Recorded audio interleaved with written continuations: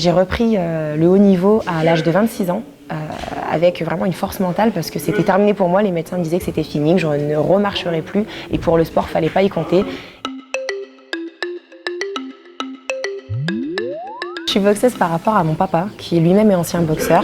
J'ai pris ma première licence à l'âge de 15 ans avec lui, en sachant pas si j'allais réussir ou quoi. C'était vraiment au début une année de test, mais au final, j'ai été piquée.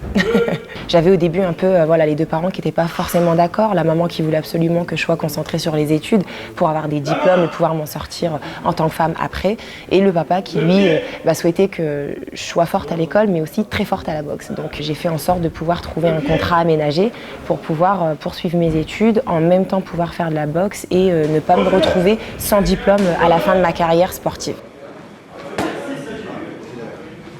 J'étais pas scolaire, dans le sens où moi, l'école, le fait de rester 8 heures assise sur une chaise toute la journée, c'était assez compliqué à vivre. Mais comme je suis très très curieuse de la vie, j'ai toujours aimé participer.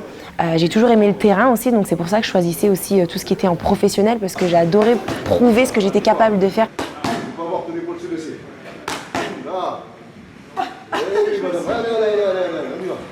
Alors aujourd'hui, j'ai une vie, on va dire, très chargée.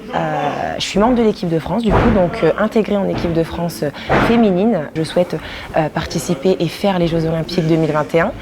À côté de cela, je continue à terminer mon Bac+2 en aménagé avec le CNAM, en fait, qui a un contrat et un partenariat avec l'INSEP, qui me permet de pouvoir passer en décalé mes modules, mon diplôme, ce qui me permet aussi de me détacher quand je pars en compétition. Et troisième casquette, je travaille à la SNCF en tant qu'agent commercial en gare, agent d'escale.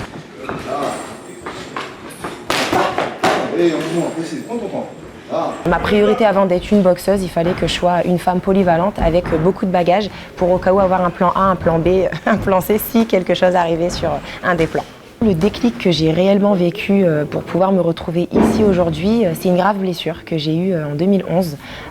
J'ai été paralysée du bas du dos en fait du jour au lendemain parce que suite à une blessure que j'avais pas forcément voulu écouter, je voulais que boxer, donc du coup je faisais pas attention à ce que mon corps pouvait ressentir et j'ai un peu forcé en fait sur une hernie discale paralysante qui m'a écartée des rings pendant 4 ans. J'avais 21 ans. Aujourd'hui j'en ai 30. J'ai repris le haut niveau à l'âge de 26 ans. Avec vraiment une force mentale parce que c'était terminé pour moi, les médecins me disaient que c'était fini, que je ne remarcherais plus et pour le sport, il ne fallait pas y compter.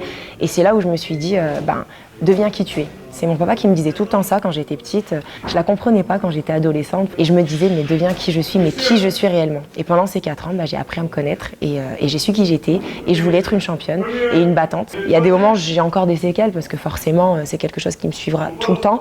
Mais j'ai l'impression que maintenant, ayant affronté cette situation-là, je suis capable de tout affronter. J'ai pas peur. J'ai pas peur de l'avenir, j'ai pas peur du ring, j'ai pas peur du combat, j'ai pas peur du travail, j'ai pas peur de donner parce que quand on veut et qu'on donne, il y a toujours une récompense derrière.